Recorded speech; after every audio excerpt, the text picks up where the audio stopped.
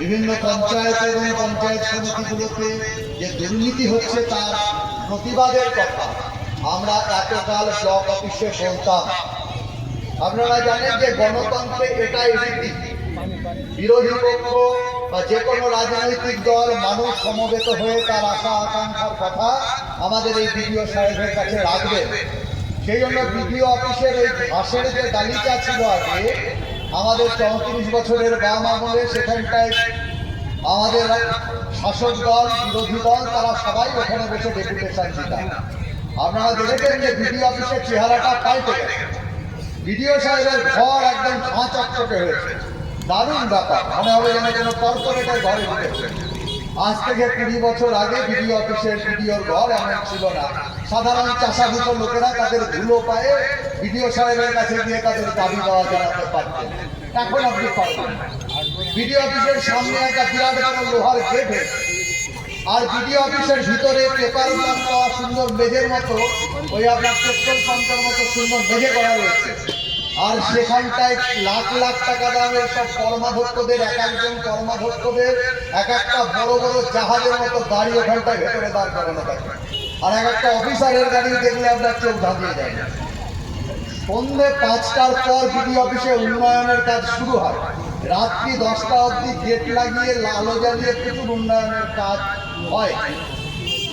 এখন তারপরে আমাদের যে কথা আমরা যে বলবো, আপনাদের যে কথা আপনারা যে বলবেন, সে কথা কোথায় বলবেন? তা সেই কথা বলার জন্য আমরা সেজন্য রাস্তায় এসে জড়ো হয়েছি। আর আমাদের 4 জন প্রতিনিধি আপনাদের কথাগুলো নিয়ে গিয়ে বিডিও সাহেবকে বলেছে। তো আমি বলছি যে এই যে বিডিও অফিসের যে পরিবর্তন, বিডিও অফিসের যে ভূমিকার পরিবর্তন, এটাই পশ্চিমবাংলার পরিবর্তন। আপনারা জানেন যে আমাদের দেশ স্বাধীন হওয়ার পর আমাদের গ্রামে গ্রামে যে মরল মাতব্বরদের শাসন ছিল না, যেখানটায় এই গরিব মানুষ আমার সামনে যারা বসে আছেন সাধারণ মানুষ, তাদের রাজনীতি করার কোনো অধিকার ছিল না। গায়ের মরল মাতব্বর বৃহৎ জমির মালিক তার লাঠি আল্লাহ গ্রাম শাসন করত। কোনো পঞ্চায়েত নির্বাচনে সব হতো না। ওই ব্রিটিশ আমলের একটা জেলা বোর্ড, আজকে ওই যেখানটায় বার্মা হাউস মানে ওই এখনকার যেটা জেলা পরিষদ, ওটা ব্রিটিশ আমলের তৈরি। ওটা বার্মার রাজপুতকে জেলখানার জন্য ওটা করা হয়েছে। তো ওটা জেলা বোর্ড হয়েছিল পরে। আর বিভিন্ন ব্লকে একটা করে ব্লক অফিস হয়েছে। তাই সব বড় বড় অফিসার আর গ্রামের বড় বড় ওই ভোলা বাজপেয়ী, ওই বাদল বিশ্বাস, ওই বড় বড় সমস্ত জমিদার জমিদাররা তারা সব ইউনিয়ন বোর্ডের প্রেসিডেন্ট ছিল। আমাদের পশ্চিমবাংলার গরিব মানুষের লড়াই ছিল যে আমাদেরকে জমি দিতে হয়। আমরা যে জমিতে চাষ করি সেই জমিতে আমাদের ভাগ চাষি বর্গাদের অধিকার দিতে হয়। সেই লড়াই 60-এর দশক থেকে আমরা বামপন্থীরা লাল ঝান্ডা নিয়ে গোটা পশ্চিমবাংলা জুড়ে আমরা সেই লড়াই করেছি। সেই লড়াইয়ের ফলশ্রুতিতে আমাদের প্রথম যুদ্ধক্ষণ, দ্বিতীয় যুদ্ধক্ষণ সরকার হয়েছে। সেই লড়াইয়ের ফলশ্রুতিতে 77 সালে একটা নতুন সরকার হয়েছে। নতুন সরকার হওয়ার পর আমরা গোটা গ্রামের চেহারা পরিবর্তন করেছি। মানুষ তাদের মত দিয়েছে। আমরা গ্রামে গ্রামে মানুষের লাইট আপ করেছি, পঞ্চায়েত হয়েছে, গ্রামের উন্নয়ন হয়েছে, গ্রামে গ্রামে স্কুলের প্রতিষ্ঠা হয়েছে, শিক্ষার বিস্তার হয়েছে, স্বাস্থ্যের বিস্তার হয়েছে। এইসবের মধ্য দিয়ে মানুষের আমরা ধান উৎপাদনে কৃষকের হাতে জমিয়ে গেছে। আমরা ধান উৎপাদনে দেশের মধ্যে প্রথম হয়েছি, গম উৎপাদনে দ্বিতীয় হয়েছি, মৎস্য চাষে প্রথম হয়েছি। কিন্তু নতুন সমস্যা হয়েছে। সেই নতুন সমস্যা হচ্ছে যে নতুন যুগের যে ছেলেদেরকে আমরা বিএ পাস করালাম, এমএ পাস করালাম, তারা আর এই পুরোনো ব্যবস্থার মধ্যে থাকতে চায় না। তারা নতুন ধরনের কাজ চায়, তারা সরকারি চাকরি চায়, কলকারখানায় কাজ চায়। আমাদের পশ্চিমবাংলায় যেমন কৃষির বিকাশ হয়েছে তেমন আমরা শিল্পের বিকাশ করতে পারিনি। ফলে এই নতুন সংকটের মধ্যে আমরা যখন 2008 সাল, 2009 সাল, 10 সাল পশ্চিমবাংলা জুড়ে শিল্পায়নের চেষ্টা করছি, আমাদের বাড়ির বেকার ছেলেরা কি করবে? এই যে কাতারে কাতারে লোক যারা আমাদের রাজ্য ছেড়ে প্রত্যেকটা উৎসবের পরে কাতারে কাতারে লোক আমাদের রাজ্য ছেড়ে কেরল যাচ্ছে, ব্যাঙ্গালোর যাচ্ছে, কখনো কখনো তাদের লাশ ফেরত আসছে। এই ছেলেদের বাইরে যাওয়া ঠেকাতে হলে আমাদের রাজ্যে কলকারখানা করতে হবে, শিল্প করতে হবে। এই সংকল্প নিয়ে 2006 সালে 235 আসন নিয়ে বামপন্থীরা নির্বাচিত হয়েছিল। আপনারা জানেন যে তারপরে সেই সরকারের পতন ঘটেছে। আমরা বলতে চাইছি এই যে বিগত 15 বছর ধরে গোটা পশ্চিমবাংলা একটা নতুন পথে হাঁটছে। নতুন পথ কি না, বাদ দেখবেন জোরদারদের শাসন শুরু করেছে। আপনারা বলেন জোরদার মানে এখন জমির মালিক নয়। আমরা যে ছেলেদের মধ্যে মানুষের মধ্যে হাতে জমি দিলাম, সেই মানুষের ছেলেদের পড়ার চাহিদা সৃষ্টি হলো। 2011 সালের পর ওরা স্কুল শিক্ষাকে কেন্দ্র করে দিচ্ছে, আর তৃণমূলের নেতারা বিভিন্ন এলাকায় নার্সারি স্কুল থেকে বিএড কলেজ তৈরি করছে। সেখানটায় পয়সা দাও, ভালো করে মাখো তেল। গ্রামে গ্রামে ব্যাগের সাতার মতো দেখবেন বেসরকারি স্কুল তৈরি হচ্ছে, আর এই সব স্কুল থেকে মুঠো মুঠো টাকা নিচ্ছে তৃণমূলের নেতারা। সব তৃণমূলের নেতাদের দেখবেন একটা বিএড কলেজ আছে, একটা মিশনারি স্কুল আছে, এবং তারা সেখানটায় গরিব মানুষের ছেলেদের নাকি উন্নয়ন করছে। মাস গেলে 7,000 টাকা। সরকারি স্কুলে মাস্টার নাই, সরকারি স্কুলে লেখাপড়া হয় না। বৃষ্টি হলে ছুটি, ঠান্ডা হলে ছুটি, গরম পড়লে ছুটি, সরকারি স্কুল ছুটি হয়ে যায়। মমতাদি শুধু ছুটি দেন, এবং সেই জন্য যারা লেখাপড়া শেখাতে চায় তাদের ছেলে মেয়েদের ওই সব স্কুলে ভর্তি করছে। এই পশ্চিমবাংলার অবস্থা। সেই জন্য পশ্চিমবাংলায় আবার সেই পুরনো ব্যবস্থা, রথের চাকাকে আবার উল্টো দিকে ঘোরানো হয়েছে। গ্রামের মানুষের বলার ক্ষমতা নেই।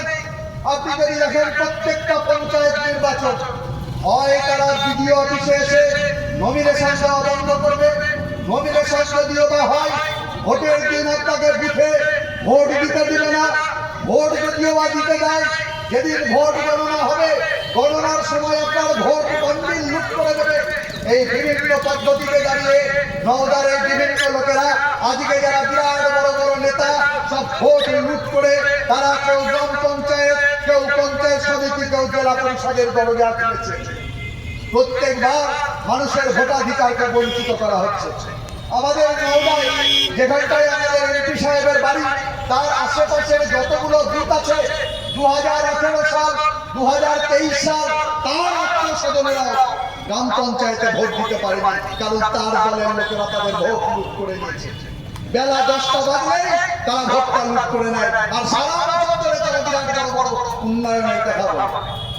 যখন এই ভোট লুটের পর এই এত কথা বলার পরে দেখবেন বিডিও অফিস থেকে পঞ্চায়েত অফিস, এগুলো কার্যত আর মানুষের যাওয়ার পথ নেই। এগুলো সব লুঠেরাদের কারবার। লক্ষ লক্ষ টাকা ওই কি জিও ট্যাগ করছে, একই রাস্তা 5বার তার স্কিম বানাচ্ছে, আর কোটি কোটি টাকা এই বিডিও অফিস থেকে লুট হচ্ছে, পঞ্চায়েতগুলো থেকে লুট হচ্ছে। মাঝখানে দাঁড়িয়ে আপনি করবেন। যখনই বিধানসভা এবং লোকসভা ভোট আসবে, তখন সবচেয়ে বড় সমস্যা হবে যে তখন আপনি পঞ্চায়েতে ভোট দিতে পারছেন কিনা, আপনার ছেলের চাকরি হচ্ছে কিনা, লেখাপড়ার কি অবস্থা। এটা প্রশ্ন নয়, দুটো দল মিলে আপনার সামনে প্রশ্ন করছে যে আপনি ভোটার কিনা, আপনি এদেশে থাকতে পারবেন কিনা, আপনাকে বাংলাদেশে পাঠানো হবে কিনা। সেজন্য প্রত্যেকবার যখন নির্বাচন আসে, তখন এনআরসির দামামা বাজে। কেন্দ্র থেকে নরেন্দ্র মোদী 18 বার আসে, আর 38 বার আসে ওর শাসক অমিত শাহ, এসে হুমকি দেয় 2 কোটি মানুষকে বাংলাদেশে পাঠাবো। আবার শুরু হয়েছে এসআইআর। আমরা কি দাবি জানাচ্ছি? আমরা বলছি যে এসআইআর মানে কি না, প্রত্যেক বাড়ি দেখবেন ভোটার লিস্টের সংশোধন হয়। এসআইআর মানে হচ্ছে স্পেশাল ইন্টেনসিভ রিভিশন। ভোটার লিস্টের সংশোধন হবে, কিন্তু প্রত্যেকবার কি সংশোধন হয় যে প্রতি বছর জানবেন কিছু লোক মারা যায়, তাদের নাম বাদ যায়। কিছু লোক এলাকা থেকে অন্য জায়গায় গিয়ে নাম তোলে, তাদের নাম বাদ যায়। কিছু লোকের বয়স 18 বছর পূরণ হয়ে যায়, তাদের নাম তালিকায় ওঠে। একে বলে রিভিশন। আর স্পেশাল ইন্টেনসিভ রিভিশন মানে হচ্ছে এবার বিএলএ একটা সাদা খাতা দিয়ে বেরোবে, সেখানে কোনো ভোটারের নাম নাই, বাড়ি বাড়ি যাবে, আপনাকে কাগজপত্র দিয়ে প্রমাণ করতে হবে যে আপনি ভোটার। আপনি যদি কাগজপত্র দিয়ে প্রমাণ করতে না পারেন, তাহলে আপনাকে ভোটার লিস্টে আর নতুন করে নাম উঠবে না। এটা আমাদের ভারতবর্ষের সংবিধান বিরোধী। আপনি এখন চিন্তা করছেন, এই যে আমাদের কমরেডরা, ইমামের বাড়ির লোকেরা এসেছে বটুরনাথপুর থেকে, ওরা থাকতো ওপারে সর্বঙ্গপুর অঞ্চলে, ওর বাবা চলে এসেছিল এপারে, ছিল সর্বঙ্গপুর অঞ্চলে, এখন বাস করে রায়পুর অঞ্চলে। 2002 সালে ওদের ভোটার লিস্টে কোথায় নাম আছে, ওরা খুঁজে খুঁজে হয়রান হয়ে যাচ্ছে। অর্থাৎ আপনার যা সমস্যা নয়, একবার বলছে ভোটার কার্ড, একবার বলছে আধার কার্ড, আপনি হাজার রকম কার্ড নিয়ে খালি দৌড়ে বেড়াচ্ছেন। আপনার চাকরি বাকরি দূরের কথা, আপনি পশ্চিমবাংলার মানুষ কিনা ভারতবর্ষের মানুষ কিনা আপনি সেই প্রমাণ নিয়েই সারাদিন চিন্তায় ব্যস্ত। এটা আর একটা নতুন ফান। আপনারা জানেন যে বিহারে এসআইআর হয়েছে, 65,000 লোকের নাম বাদ গেছিল। এখন আজকের রিপোর্ট অব্দি 47 লক্ষ লোকের নাম বাদ গেছে। তাহলে এই যে 47 লক্ষ লোকের নাম বাদ গেল, তাদের মধ্যে কটা বাংলাদেশি, কটা অনুপ্রবেশকারী? একটিও নয়। তাহলে কাদের নাম বাদ গেল?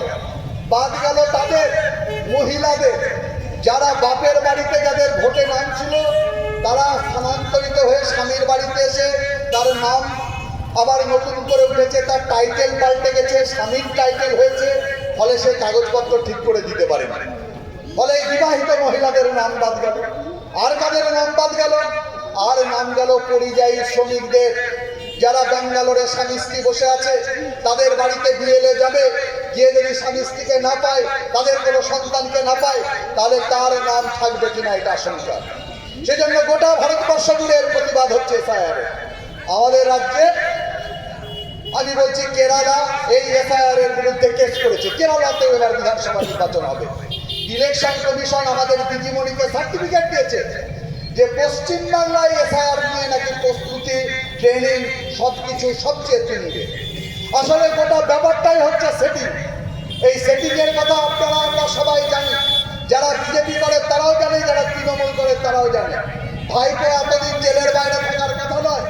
আর আরজি করার ওই মেয়েটি সিট দ্বারা ভেঙে দিয়ে, কলার বোধ ভেঙে দিয়ে একটি মাত্র সিভিক ভলেন্টিয়ার তার ধর্ষণ করেনি, এটা গোটা পশ্চিমবাংলা ভারতবর্ষের লোক জানে। এই গোটা ব্যাপারটাই হচ্ছে দিদি আর দিদিমণির সেটিং, দাদা আর দিদিমণির সেটিং। সেজন্য আমরা এই দাবি করছি যে আমাদের যারা নওদার মানুষ, আপনি এত ধরনের কাজ করছেন মোদিজি, আপনি এত কিছু ডাটা দিচ্ছেন, এত কিছু তথ্য একটা মানুষ সম্পর্কে আপনার আছে। আমরা এই রাজ্যের সরকার এবং কেন্দ্রের সরকারের কাছে দাবি জানিয়েছি, যারা পরিযায়ী শ্রমিক, গোটা দেশে এক দেশ এক শ্রমিক কার্ড চালু করতে হবে। আমি ভারতবর্ষের নাগরিক, আমার অধিকার রয়েছে ব্যাঙ্গালোরে কাজ করা। আমি ভারতবর্ষের নাগরিক, আমার অধিকার রয়েছে কেরলে কাজ করা। সেজন্য আমাকে একটি কার্ড সেন্ট্রাল গভর্নমেন্ট দেবে। আমি বাংলায় কথা বলি, আমি মাছ দিয়ে ভাত খাই, আমার মাংস খাই, সেজন্য আমাকে হচ্ছে বাংলাদেশি ভাষা বলে অন্য রাজ্য থেকে তাড়িয়ে দেওয়া হবে। আর দিদিমণি এখানটায় বসে বসে হুঙ্কার দেবে, এটা হবে না। আমাদের এই দাবি যে এই বিডিও সাহেবকে পাঠাতে হবে, বিধানসভা থেকে বিল পাস করতে হবে যে গোটা দেশের শ্রমিকদের জন্য এক কার্ড, এক পরিচিতিপত্র চালু করতে হবে। আমরা দাবি জানিয়েছি মিড ডে মিলের মেয়েদের জন্য। কি আমাদের দাবি মিড ডে মিলের মেয়েদের? আপনারা জানেন যে আমাদের পশ্চিমবাংলায় বামফ্রন্ট সরকার 1992 সাল থেকে মিড ডে মিল চালায়। কেন্দ্রের সরকার মিড ডে মিল চালানো শুরু করেছে অনেক পরে। 2009 সালে কেন্দ্রের সরকার মিড ডে মিলের রাঁধুনিদের বেতন ঠিক করেছিল, রাঁধুনি কানকু 1000 টাকা। সেই 1000 টাকার মধ্যে 600 টাকা তখন কেন্দ্রের সরকার দিত, আর 400 টাকা দেবে রাজ্যের সরকার। ফলে গোটা দেশে 1000 টাকায় প্রচুর মেয়েরা কাজ করতে আরম্ভ করলো। যখন এই মেয়েরা বাম আমলে 1000 টাকা তারা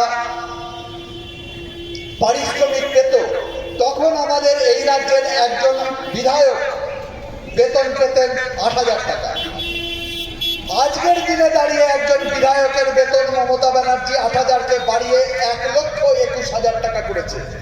মিড ডে মিলের মেয়েদের বেতন 1000 থেকে বেড়ে 2000 হয়েছে। সেটাও আমাদের নওদামকের মিড ডে মিলের মেয়েরা পায় না। কেন হবে না? এই বঞ্চনা কেন থাকবে? মিড ডে মিলের মেয়েরা পরিশ্রম করে। গোটা দেশ জুড়ে আপনি যদি বলেন যে শুধু কি পশ্চিমবাংলার সরকার দেবে, অন্য সরকার কি দেয়?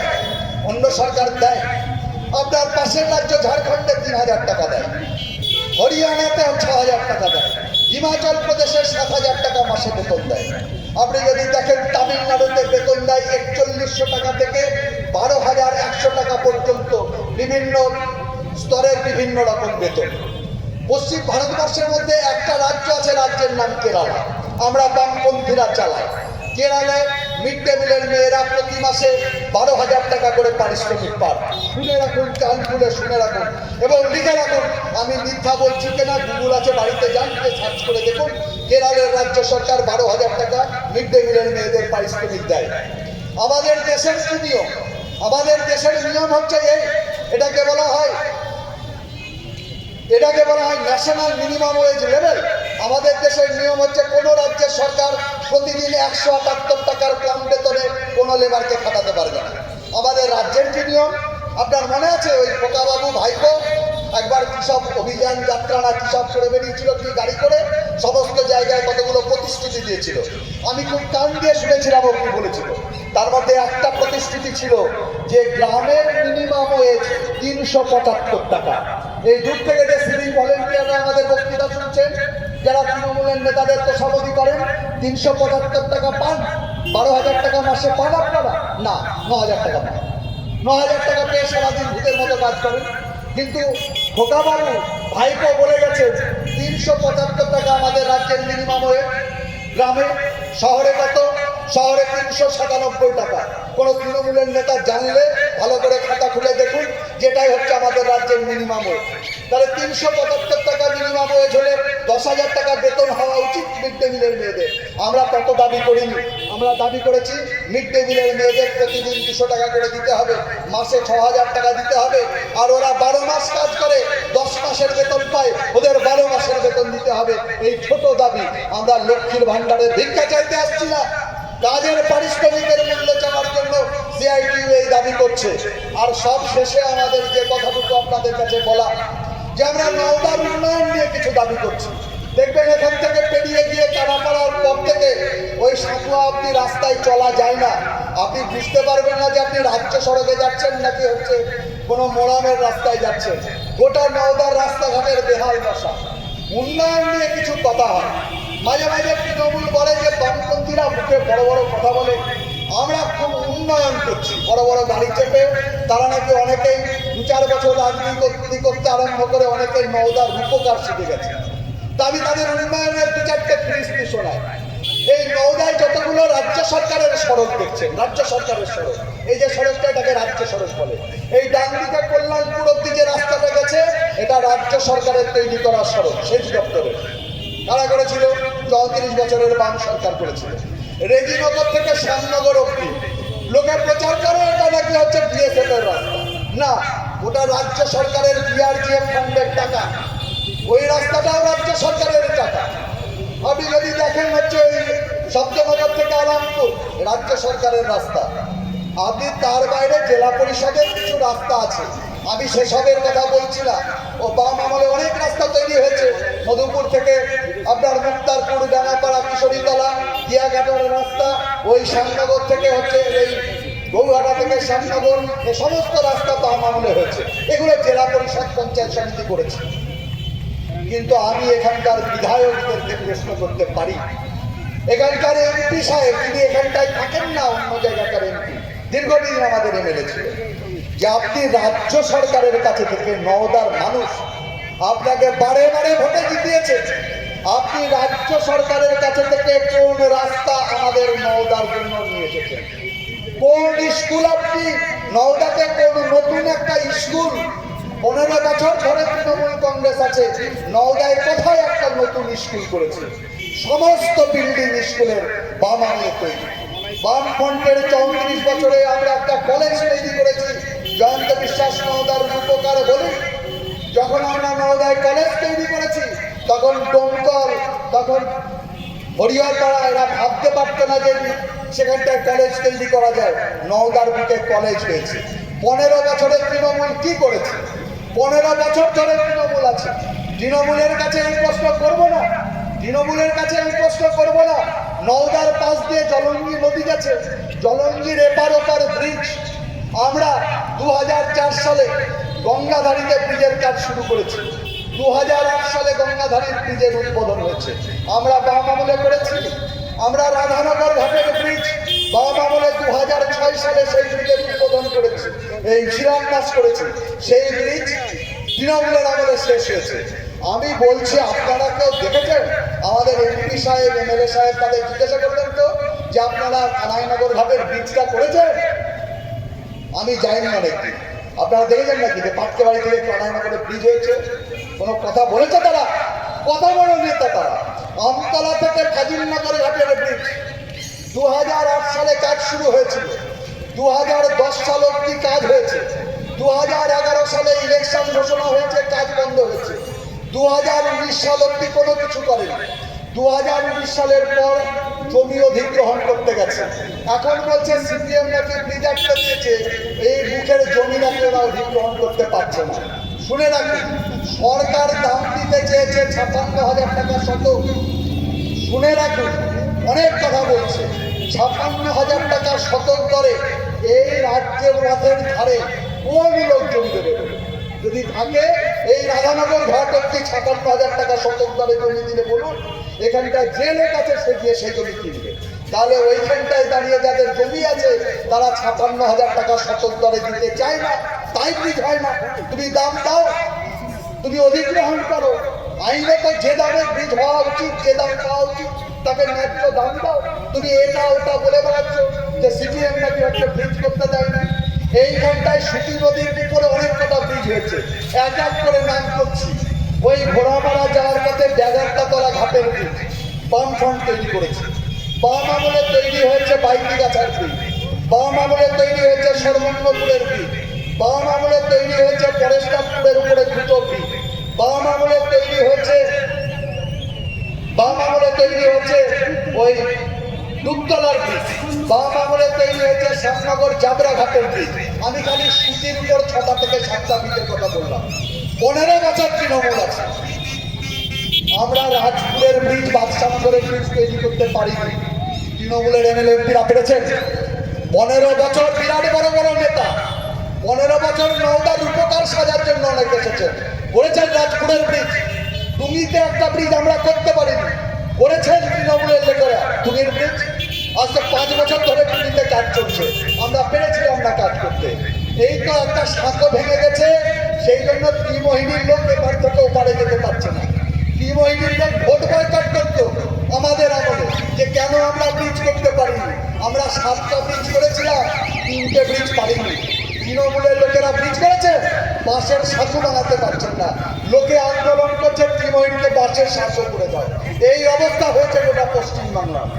এই জায়গায় দাঁড়িয়ে আপনাদের কাছে এই আবেদন করব যে আগামী দিনে আমাদের পার্টিকে আরো মজবুত করতে হবে। বিভিন্ন দল সংগঠনের যারা এখানটায় এসেছেন তাদেরকে লড়াই দিতে হবে মুখে মুখে। মানুষের অর্জিত অধিকার যে আমরা বামপন্থীরা অর্জন করেছিলাম, আমাদের কর্মীরা সব, আমাদের কর্মীরা হচ্ছে তাদের মনের মধ্যে একটা নতুন সমাজ করার স্বপ্ন থাকে, তাদেরকে হচ্ছে সংগঠিত হতে হবে, লড়াই করতে হবে। এই তৃণমূল সরকার এবং কেন্দ্রের বিজেপি সরকারকে পতন ঘটিয়ে আবার লাল পতাকাকে উঠে তুলে ধরতে হবে। এই কথাগুলো বলে সকলকে অভিনন্দন জানিয়ে আমার আলোচনা শেষ করছি।